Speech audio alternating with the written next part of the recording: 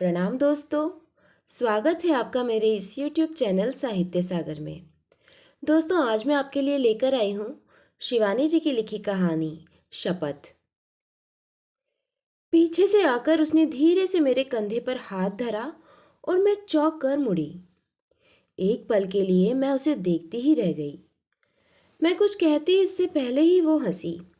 वाह जी वाह, हमने तो तुम्हारी पीठ देखकर ही पहचान लिया और तुम हमारा चेहरा देखकर भी नहीं पहचान पाई।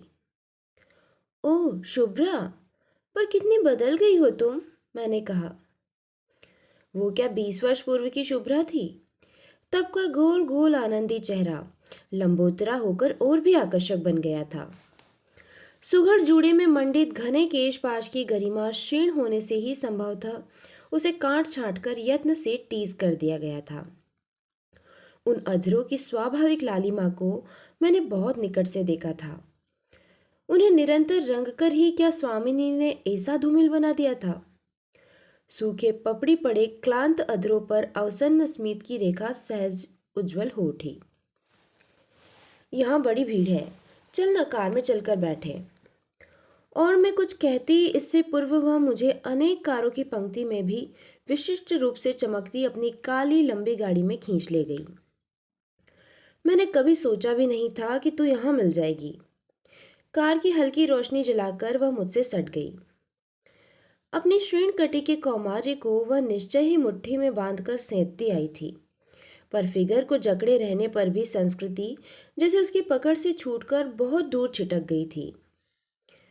पट्टी से ब्लाउज पर बड़ी उदासीनता से पड़ा उसका पारदर्शी साड़ी का आंचल, अंगुलियों पर हीरे की वर्तुलाकार जगमगाती अंगूठी से उज्जवल हो उठी निकोटिन के इतिहास की निर्लज्ज कालिमा और आंखों के नीचे रात्रि जागरण से उभरी काली झाई, जिसे उसका मस्कुरा कौशल भी नहीं छिपा सका था। आखिरी बार कब मिले थे? उसने पूछा। 20 वर्ष पूर्व, मैंने कहा, जब तूने हमारी वार्डन को अपने अपूर्व अभिनय से पसीना पसीना कर दिया था। वो जोर से हंसी और उसी परिचित हास्य धारा ने हम दोनों के भूले बिसरे कैशोर्य को खींचकर एक बार फिर सामने खड़ा कर दिया। शुभ्रा हमारे हॉस्टल की सबसे आनंदी लड़की थी। उसके परिहास रसिक चित्त ने उसे पूरे आश्रम का क्रेज बना दिया था। ऐसे ऐसे मजाक करेगी कि सब हंसते हंसते धुरे हो जाएंगे, पर स्वयं ऐसी सूरत बनाए बैठ जाएगी जैसे कुछ जानती ही न हो। उस 1 अप्रैल को पूरे छात्रावास में हवा की भांति ये समाचार फैल गया था कि सुंदर शुभ्रा को गर्दन तोड़ ज्वर हो गया है। 2 ही दिन पूर्व इसी विषम ज्वर ने छात्रावास की एक प्रतिभाशालिनी छात्रा के प्राण ले लिए थे। प्राणांतक सिरदर्द में इधर उधर सिर पटकती जूती दी ही की भांति शुभ्रा भी तड़पती, सिर फेंकती दम तोड़ने लगी थी। उसके उस परिहास का रहस्य सीमित था केवल हम दोनों तक। कैसी शोक जन्मजात अभिनेत्री थी वो। जब हम शांत जूथी दी की मृत्युशैया के पास विवश खड़ी सिसक रही थी, तब क्या वो अभागी 3 दिन बाद के अभिनय का मूक रिहर्सल कंठस्थ कर रही होगी? जब वार्डन उसके घर को तार करने भागी, तभी वो हंसती हंसती उठ बैठी थी। दूसरे ही दिन मैं अपने पिता की बीमारी का तार पाकर चली गई और फिर कभी उससे नहीं मिल पाई। बीच बीच में वो पत्र लिखती रहती और उसके पत्रों की भी उसी की भांति बोटी बोटी फड़कती थी। उसी के एक पत्र ने मुझे उसके विवाह का समाचार भी दिया था। उसके समृद्ध प्रतिवेशी परिवार की बड़ी बहू कालिंदी ने ही विचित्र परिस्थितियों में उसे अपने उस छोटे देवर के लिए पसंद कर लिया था, जिसके लिए बहुत बड़े बड़े परिवारों से रिश्ते चले आ रहे थे। अब्बा साहब की हवेली के अमरूदों की प्रसिद्धि दूर दूर तक थी, उसने लिखा था। किंतु उस बगिया के अमरूदों से मीठा उस ग्रह का छोटा पुत्र है, ये मैं खूब अच्छी तरह जानती थी। पर जिन अंगूरों को विवश हो बाद में खट्टा कहना पड़े, उन पर लपकने की मूर्खता भला मैं कभी क्यों करती। मैं जानती थी कि मैं एक अध्यापक की पुत्री हूँ। अप्पा साहब की बड़ी बहू कालिंदी थी, स्वयं एक प्रतिष्ठित परिवार की कन्या और मझली बहू के पिता थे चीफ जस्टिस। तब तू ही बता, मेरी क्या बिसात थी जो उस ग्रह की बहू बनने के सपने देखती। मैं तुझे विश्वास दिलाती हूँ कि मैं केवल अमरूद चुराने ही गई थी, उस ग्रह के पुत्र को चुराने की बदनीयत से नहीं। मैं जानती थी कि सास ससुर विहीन उस विराट साम्राज्य की एक छत्र स्वामिनी कालिंदी भाभी अत्यंत उग्र स्वभाव की है, और उन अलभ्य किसी किशोरी के से गुलाबी गालों वाले इलाहाबादी अमरूदों का एक एक बेटा उन्हीं के हाथों सजा सवरा है। यही नहीं, एक एक दाने पर उनकी सील लगी रहती है, और पकने पर अपने ही ऊंचे तबके के इष्ट मित्रों के यहाँ वे गिन गिन कर डालियां भेजती है, वो भी ऐसे जैसे अमरूद नहीं अशर्फियां लुट रही हो। सोमवार को वे नित्य 8 बजे अपनी देवरानी मालिनी को लेकर ग्रह के इष्ट शिव के पूजन को जाती है, ये मैं जानती थी। माली खाट पर बेसुध पड़ा सो रहा था, ये भी मैंने अपनी खिड़की से देख लिया था। लाल गुलाबी फलों से लदे पेड़ की डाल मैंने लपक कर खींची और मन भर के अमरूद खाए। आधा अमरूद कुतरती मैं अपने पैर में चुभ गए कांटे को निकाल ही रही थी कि कालिंदी भाभी अपने पति, दोनों देवर और देवरानी के साथ कार से उतर सीधी मेरे सामने खड़ी हो गई। अब समझ में आया कि 10 नंबर के पेड़ के 17 दाने उस दिन कौन ले गया। यही बाबूराव मास्टर की भूखमरी कंगली रही होगी। मेरे जी में आया मैं उसी क्षण उस अहंकारी महिला के पटांबर परिधानों को चीरकर धज्जियां उड़ा दूं। ये ठीक था कि मेरे पिता अध्यापक थे, किंतु उन 3 सुदर्शन पुरुषों के सम्मुख मेरे दरिद्र कुल की ऐसी निर्लज्ज व्याख्या करने का उन्हें क्या अधिकार था भला। बता छोकरी, तो अमरूद चुराने यहाँ आई क्यों? कालिंदी भाभी तनकर खड़ी हो गई। क्योंकि ऐसे मीठे अमरूद और किसी बगिया में नहीं है, मैंने कहा, और उनके रोबदार तमतमाए चेहरे को बड़ी अवज्ञा की दृष्टि से देखती मैं हंसने लगी। मेरे इस अभद्र प्रहार से बेचारी तिलमिला गई। मुझे मारने को ही शायद उनकी पुष्टभुजा हवा में उठी थी कि पीछे खड़े उनके पति ने अपनी रुष्टा चामुंडा को थाम लिया। हाँ, जाने भी दो कालिंदी, इतने अमरूद तो लगे हैं, एक आध खा भी लिया तो कौन सा अंधेर हो गया। मैं चुपचाप खिसक आई, पर पता नहीं कालिंदी भाभी ने कैसा शाप दिया कि उसी रात को मुझे तेज ज्वर आ गया। 5वें दिन भी जब ज्वर नहीं उतरा तो पिताजी मुझे मौसी के पास बरेली पहुंचा आए। वहीं मुझे एक दिन कालिंदी भाभी का मधुर प्रस्ताव दूसरे सन्निपात ज्वर की बेहोशी में खींच ले गया। इसी 18 अप्रैल को मेरा विवाह है, तो आएगी ना? पर शुभ्रा के विवाह में मैं न जा सकी। धीरे धीरे उसके पत्र भी आने बंद हो गए। श्वसुर ग्रह की प्रभुता के मद ने ही शायद उसे विस्मृति के अंधकारपूर्ण कक्ष में मूंद दिया था, और अचानक वह इतने वर्षों बाद यहां मिल गई। क्यों शुभ्रा? मैंने पूछा। अब भी 1 अप्रैल को अपने विलक्षण परिहास रसिक चित्त का परिचय ससुराल वालों को देती है क्या? एकाएक उसका चेहरा फक पड़ गया। सकपकाकर उसने इधर उधर देखा, फिर जोर से हाथ पकड़ लिया। उन सुंदर आयत नयनों की सजल स्निग्धता सहसा 2 बूंद बन मेरे हाथों को भिगो गई। सबसे बड़ा मजाक मैं कर चुकी हूँ। अच्छा हुआ तू मिल गई। जल्दी जल्दी कह ही डालूं, अच्युत आते ही होंगे, और साथ में वही होगी। फिर क्या वह मुझे बोलने देगी? ऐसे मेरा मुंह ढांप कर रख देगी।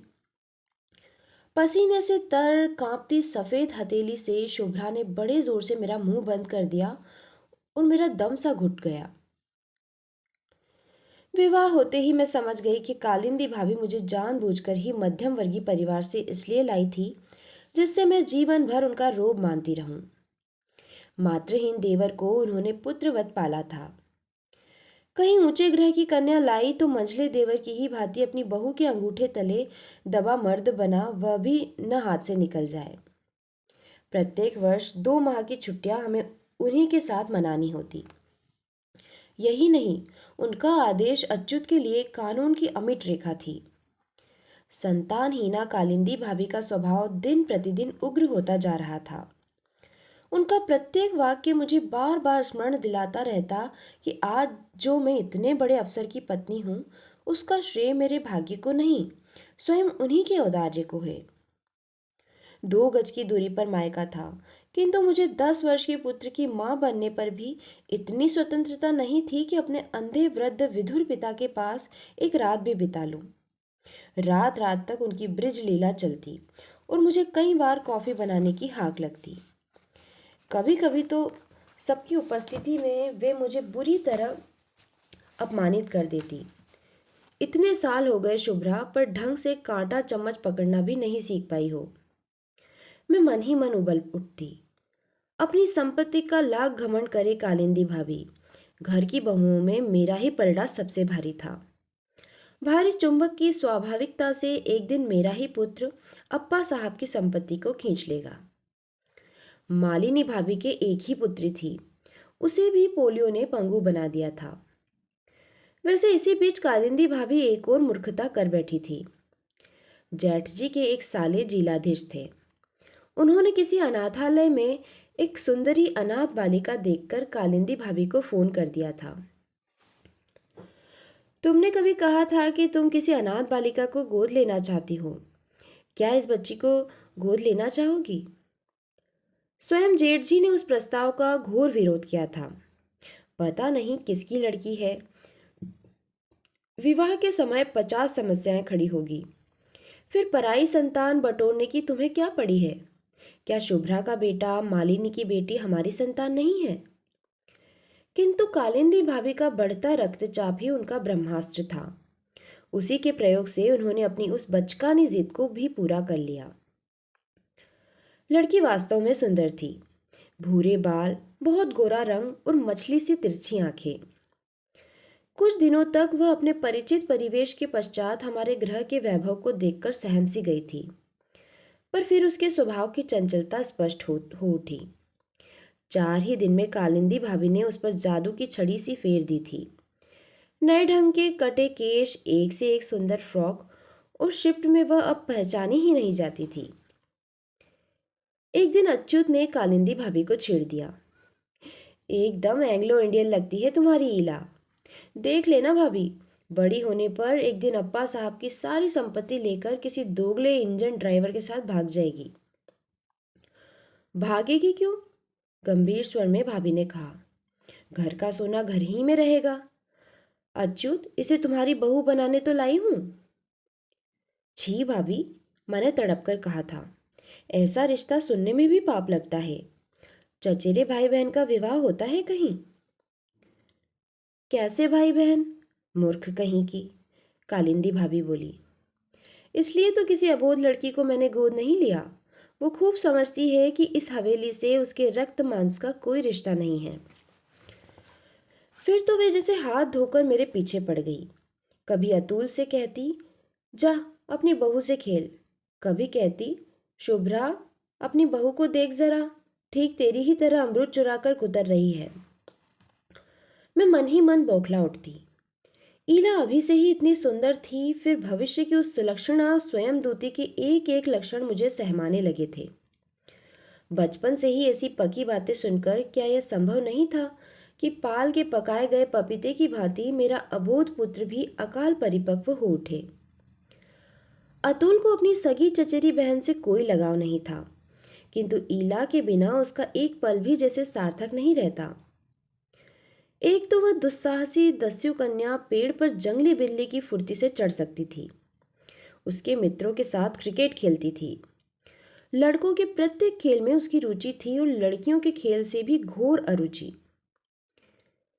व्हील चेयर पर अवश बैठी मालिनी भाभी की बेटी अंजना अपनी सुंदर गुड़िया का उत्कोच देने पर भी जिसे अपनी सहेली नहीं बना पाई थी, वो मेरे बेटे की अंतरंग बाल्य सहचरी बन उठी थी। एक दिन कालिंदी भाभी ने खाने की मेज पर मुझे फिर छेड़ दिया। छोटी, कभी कभी तो ईला की शक्ल तुझसे इतनी मिलती है कि लगता है तेरी ही बिटिया है। इस बार वे झूठ नहीं बोल रही थी। उस अज्ञात कुल की अवैध बालिका के चेहरे की मेरे चेहरे से सचमुच आश्चर्यजनक समानता थी। अपने बचपन की तस्वीरों से उसका मिलान कर मैं स्वयं दंग रह गई थी।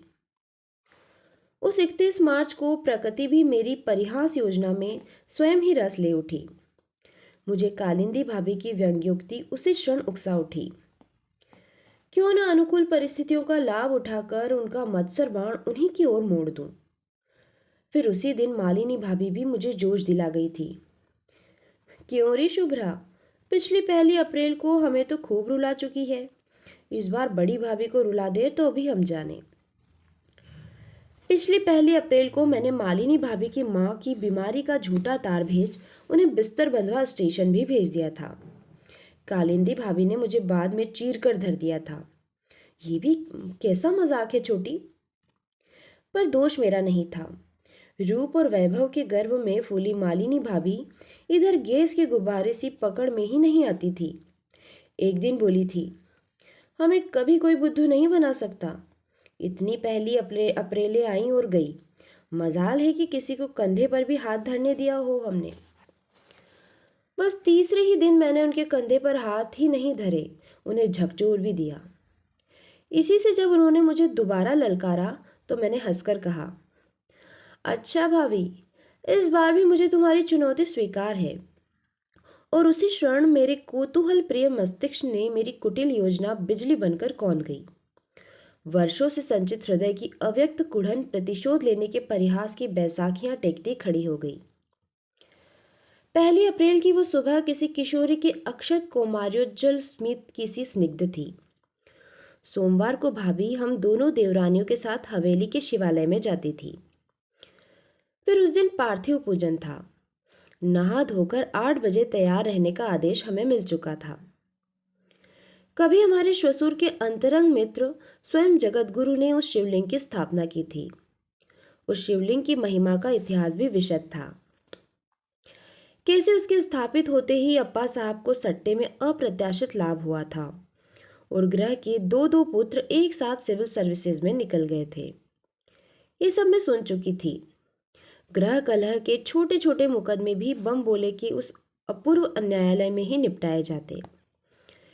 शिवालय में ली गई झूठी शपथ तत्काल उस उग्र देवता का अभिशाप बनकर अभियुक्त के सिर पर मत्त तांडव कर उठती। कालिंदी भाभी, आज मैं आपके साथ अकेली ही चलूंगी, मैंने कहा। क्यों? भाभी गर्जी। मुझे आपसे एकांत में कुछ कहना है, मैंने कहा। कौन सी ऐसी बात है जो तुम मालिनी के सामने नहीं कह सकती? वैशाख का पहला सोमवार है, उसे भी चलना होगा। नहीं भाभी, अपने स्वर की दृढ़ता से मैं स्वयं ही चौंक उठी। वैशाख का पहला सोमवार है, इसी से तो चाहती हूँ कि आज की पुण्यतिथि में आपकी और भोलेनाथ की पावन उपस्थिति में मैं अपना पाप स्वीकार कर लूं। मेरे अस्वाभाविक रूंधे कंठ स्वर की नम्रता ने भाभी को शायद उलझन में डाल दिया। मालिनी, उन्होंने मालिनी भाभी को बुलाकर कहा, आज तुम घर पर ही रहो। पार्थिव पूजन में शायद कुछ देर लगेगी। सोचती हूँ एक आवृत्ति रुद्री पाठ भी करवा लूँ। इतनी देर तक तुम्हारी लड़की का अकेली रहना ठीक नहीं है। मैं प्रसाद आरती के लिए तुम्हें बुलवा लूंगी। मालिनी भाभी ने आश्चर्य से मुझे देखा और मेरी मूक दृष्टि की कौतुकपूर्ण चावनी से शायद समझ भी गई कि परिहास रंगमंच पर मेरे प्रहसन नाटक के अदृश्य सूत्रधार नटी अवतरित हो चुके हैं। शिवालय के शीतल फर्श पर 3 कुशासन बिछाकर पुजारी ब्रह्मदेव हमारी प्रतीक्षा कर रहे थे। अरे, मंजली बहू जी नहीं आई? उन्होंने पूछा। नहीं, उसे घर का काम सौंप आई हूँ। आरती के समय बुला लूंगी, भाभी बोली। विधि विधान से हमने पूजन किया। गोबर, मिट्टी और चावल के 1100 नन्हे शिवलिंगों को दुग्ध धवल धार से सिक्त कर धरा पर लोट पोट कालिंदी भाभी क्या मांग रही है, ये मैं जान गई। न जाने कितनी व्यर्थ औषधियां, शल्य क्रिया, गंडे तावीजों से लदा उनका फल हिल प्रोण तरुवर सूखी और मुरझाए पीली पत्तियों के साथ साथ स्वयं भी सूखने लगा था। किंतु अपनी वयस के 45वें वर्ष में भी उन्होंने फल की आशा नहीं त्यागी थी। आरती के लिए मालिनी भी आकर न जाने कब हमारे पीछे बैठ गई थी। आरती हुई। पंडित जी ने अभिषेक की शीतल बूंदों से हमें भिगोया। फिर ओठों से विचित्र ध्वनि संगीत प्रस्तुत कर पूजन के लिए आह्वान कर निमंत्रित किए शिवजी को विदा दी। तो भाभी बोली, पंडित जी, आप मंजली के साथ हवेली चल भोजन पाएं। हम दोनों थोड़ी देर में स्वयं ही आवृत्ति पाठ कर आ जाएंगी। मालिनी भाभी ने जोर से मुझे चिकोटी भरी, जैसे एक आवृत्ति पाठ की मिथ्या घोषणा के पीछे छिपा रहस्य समझ गई हो। चलते चलते भाभी की नजर बचा मेरे कान के पास आकर फुसफुसा भी गई थी, wish you best of luck. उन दोनों की जाते ही कालिंदी भाभी मेरी ओर मुड़ी। क्यों, क्या कहना है तुझे छोटी? कुछ पलों के लिए मैं हवा में हिलती दीप शिखा को देखती ही रही। अगरबत्ती की सुगंधित अवसन्न धूम्र रेखा के बीच कैसा दिव्य सन्नाटा था। भव्य शिवलिंग पर लगा गोरोचन अगरु कुमकुम का तिलक और इधर उधर बिखरे शिव नामांकित हरे बिल्व पत्र। मुझे सहसा अपनी अल्पज्ञता डंक दे उठी। ऐसे पवित्र देवालय में क्या अपना ओछा परिहास कर पाऊंगी? जी मैं आया हंसकर सब कुछ बतला दूं, पर दूसरे ही क्षण अपनी गर्वीली मंझली जिठानी की चुनौती का स्मरण हो आया और मैं फिर तन गई। आपसे जो मैंने भाई बहन के रिश्ते की बात कही थी ना दीदी, वो एकदम सच थी। कैसे सच हो सकती है छोटी? तू जानती है कि दोनों में रक्त मांस का कोई भी रिश्ता नहीं है। उनका स्वर मंदिर के दमामे सा गूंज गया। वही कहने तो यहाँ आई हूँ भाभी। ईला मेरी बेटी है। कालिंदी भाभी ने चौंक कर मुझे देखा। क्या तेरा दिमाग खराब हो गया है छोटी? ठीक कह रही हूँ भाभी। आपको याद होगा, विवाह के 7 माह पूर्व मैं अचानक मौसी के पास बरेली चली गई थी। फिर वहीं एक अंधेरे बंद कमरे में मैंने ईला के जन्म की प्रतीक्षा की थी। ईश्वर की कृपा से स्वयं से पूर्व ही इसके जन्म ने मुझे मुक्ति दे दी। आपको याद होगा, मेरा घूंघट उठाते ही आपने कहा था, अरे तेरा चेहरा इतना पीला कैसे पड़ गया? उफ, कितना बड़ा झूठ बोल गई थी मैं। परिस्थितियों को मैंने किस अपूर्व छल बल से तोड़ मरोड़ लिया था। फिर जैसे कोई चतुर्दस्यु लोहे की मोटी मोटी छड़ों को तोड़ मरोड़ भीतर घुसपैठ कर लेता है, वैसे ही मैंने 100 दलीलें पाकर भी कभी आश्वस्त न होने वाली भाभी के शक्की स्वभाव की अर्गला को लपक कर खोल दिया। विवाह से पूर्व सन्निपात ज्वर का आभास पाते ही पिताजी ने मुझे मौसी के पास बरेली भेज अवश्य दिया था, किंतु मेरी उस यात्रा के पीछे किसी कलंक की कालिमा नहीं थी। मौसी मिशन अस्पताल में डॉक्टरनी थी और मेरे पीले चेहरे के पीलेपन में कुछ मामी भाभीियों द्वारा पोती गई हल्दी का कला कौशल था, कुछ सन्निपात जन्य रक्तहीनता। बेशरम, भाभी बोली। उनका रक्तचाप उनके गोरे चेहरे पर अबीर बनकर फैल गया। उसी आवारा से शादी क्यों नहीं कर ली फिर? इस हवेली में आई किस दुस्साहस से? क्योंकि कैकई को मंत्रणा देती कुब्जा मंत्राही जैसे उछलकर मेरे जिह्वा पर बैठ गई। मैं उससे विवाह भी करती तो इसी हवेली में आना पड़ता। फिर मैं उससे विवाह कर भी नहीं सकती थी। क्यों? भाभी के प्रश्न की हिस्टेरिकल गूंज से मंदिर का घंटा भी हिल गया। क्योंकि उसका विवाह हो चुका था। उनके प्रश्न के तीव्र स्वर की मीड़ को मैंने उत्तर का कोमल गांधार इस बार पागल बना गया। किसी दुर्दांत बालक द्वारा चढ़ाई गई कोकिला के से खींचे स्वर की कुहू इस बार तीव्रतम हो उठी। किससे? उन्होंने सांस रोककर पूछा। आपसे, कहकर मैंने आंखें मूंद ली। उस सफेद पड़ गए रूपदार चेहरे की क्षणिक दीनता देखने का मेरा दुस्साहस स्वयं ही दब से बुझ गया। जब आंख खुली तो कालिंदी भाभी पागलों की भांति शून्य दृष्टि से मुझे घूर रही थी। मेरे प्रति जेठ जी का अनोखा लाड़, विवाह से पूर्व मुझे बचाने को थामी गई भाभी की भुजा, छुट्टियां बढ़ाने का दुलार भरा आग्रह और आज अचानक उनका जघन्य बन गया अपराध, मेरे अतुल के प्रति उनका अनन्य प्रेम, ये सब तथ्य मेरे पक्ष को सबल बनाने संभ्रांत परिवारों से आए शिष्ट गवाहों की भांति मुझे घेर कर खड़े हो गए। छोटी, अथाह जल राशि में डूबती भाभी सहसा तिनका पा गई। मेरा हाथ अपनी गोरी गुदगुदी हथेली में थामकर उन्होंने शीतल सद्य अभिषिक्त शिवलिंग पर धर दिया। इनकी शपथ खाकर कह छोटी कि ये सब सच है। मैं एक पल के लिए झिझकी। संस्कारशील चित्त ने हथेली हटाने की चेष्टा भी की, किंतु घाघ भाभी ने हाथ कसकर दाबा था। हाँ भाभी, सच है। मैंने कहा। उन्होंने फिर एक शब्द भी नहीं कहा। घर पहुंचते ही जेठ जी द्वार पर ही मिल गए। अरे छोटी, आज तुमने दोबारा चाय नहीं पिलाई तो तृप्ति ही नहीं हुई। बनाओ तो एक प्याला बढ़िया चाय, उन्होंने हंसकर कहा। कालिंदी भाभी उन्हें आग्नेय दृष्टि से भस्म करती भीतर चली गई और फटाक से अपने पलंग पर लेट गई। मैं स्टोव को जलाकर जेठ जी के लिए चाय बना ही रही थी कि हंसती हंसती मालिनी भाभी आ गई। क्यों रे छोटी, लगता है कुछ गहरा मजाक कर रही है। वाह भाई, मान गए तेरी बात, तूने बिरबल को भी हंसा दिया। चाय उबली भी नहीं थी कि जेठ जी भागते भागते आए।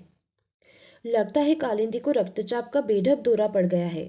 वो तो एकदम बेहोश सी पड़ी है, आंखें ही नहीं खुलती। उनकी आंखें फिर सचमुच ही नहीं खुली। देखते ही देखते 3-4 डॉक्टर आए।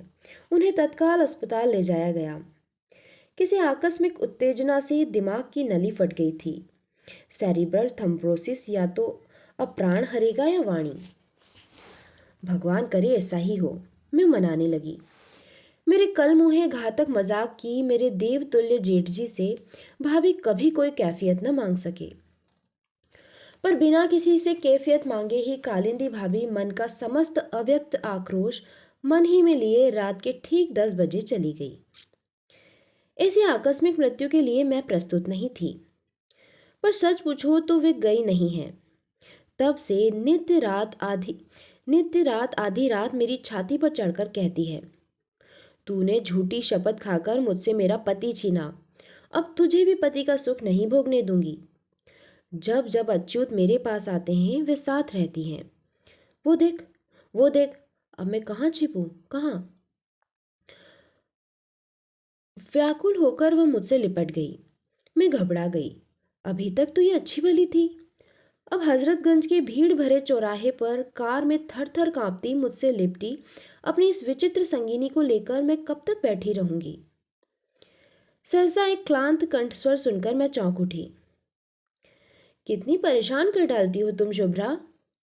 उसने शायद पहले मुझे नहीं देखा, फिर देखते ही नम्र स्वर में बोला, क्षमा कीजिएगा, असल में घंटे भर से इन्हें ढूंढता ढूंढता परेशान हो गया हूं। मैं चलूं शुभ्रा, मैंने कहा, पर वो तो ऐसे काट बन गई थी। कार के कांच पर खड़ी भावहीन दृष्टि और कठोर मुद्रा, मैं सहम कर उतर गई। चलिए आपको छोड़ दूं, उस सौम्याकृति प्रौढ़ ने कहा। नहीं, आप चिंता न करें, मैं रिक्शा कर लूंगी। पर वो कार को लॉक करके मेरे साथ साथ चलने लगा। आप शायद शुभ्रा को पहले से ही जानती हैं। जी हाँ, हम दोनों एक साथ पढ़ती थी। क्या उसने आपको पहचान लिया? आप देख ही रही हैं, 4 साल से इसका यही हाल है। 4 वर्ष पूर्व हमारे गृह में एक अप्रिय घटना हो गई थी। पहली अप्रैल को यह न जाने मेरी बड़ी भाभी से कैसा मजाक कर बैठी। वो रक्तचाप की मरीज थी। हो सकता है उन्हीं के रोग ने उनके प्राण लिए हों, पर इसके मन में तो यही शैतान घुसा बैठा है कि इसी के मजाक ने उनके प्राण लिए हैं। देश विदेश घुमा लाया हूँ, एन ऑर्बर के स्टोर फ्रंट क्लिनिक तक ले जा चुका हूँ, जहाँ के मनोवैज्ञानिक के धुरंधर पंडित कैसे कैसे विकट उन्माद रोगियों को साध लेते हैं।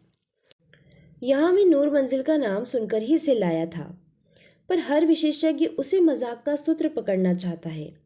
कैसा मजाक था, क्यों किया था, आदि आदि।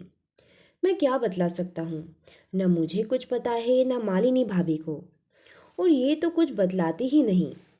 जब जब मुझे देखती है ऐसे ही काठ की बन जाती है। आपसे तो कुछ नहीं कहा इसने? मैं चुप थी। अदृश्य शिवलिंग को साक्षी बना क्या इस बार मुझे झूठी शपथ खानी होगी? एक बार उस मजाक का रहस्य उद्घाटन कर देने पर क्या यह संभव नहीं था कि कालिंदी भाभी का छोटा देवर भी उसी निर्मूल संदेह का शिकार बन जाए? नहीं, मैंने कहा, मुझसे तो उसने कुछ नहीं कहा। ओह धन्यवाद, मैं उसे जानता हूँ, वो कभी कुछ नहीं बताती। और बेचारा सिर झुकाकर चला गया। फिर एक बार मैंने मुड़कर देखा। कार का द्वार खोलकर वह चालक की सीट पर बैठ गया था। उसे देखते ही पीछे बैठी शुभ्रा एक बार फिर काट बन गई थी, जैसे किसी ने उसकी गर्दन पकड़कर ऐंठ दी हो। क्या पता कालिंदी भाभी की प्रेत छाया उसका मुंह दाग उस क्षण भी उससे कह रही हो, तुझे पति सुख नहीं भोगने दूंगी शुभ्रा।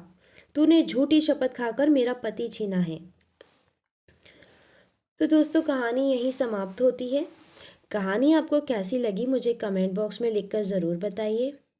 और दोस्तों, अगर मेरे द्वारा सुनाई गई कहानियाँ आपको पसंद आ रही है तो प्लीज़ मेरे चैनल को सब्सक्राइब कीजिए और अपने दोस्तों तथा परिचितों में शेयर भी कीजिए।